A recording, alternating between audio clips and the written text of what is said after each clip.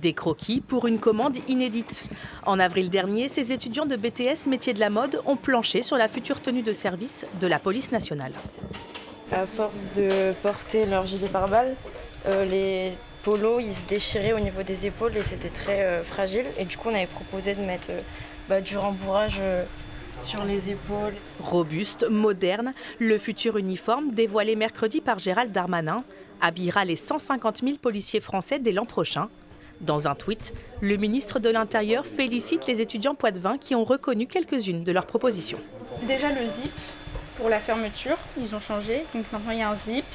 La couleur qui est maintenant bleu marine au lieu de bleu ciel. On a aussi les rembourrages au niveau des épaules qu'ils ont gardés.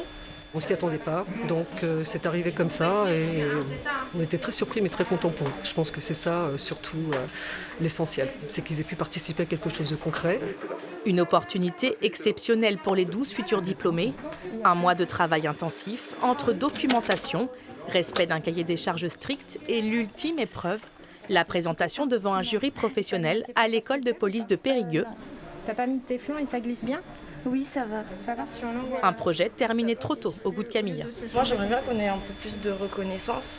Surtout, les articles qui sont parus, ils sont pas très portés sur nous, alors qu'il y a beaucoup de travail. On a fait passer souvent ce projet avant nos propres trucs qu'on devait rendre à nos professeurs. Donc j'aimerais bien qu'il y ait plus un suivi. Et pourquoi pas des stages pour que ces jeunes designers accompagnent jusqu'au bout la création de leur polo.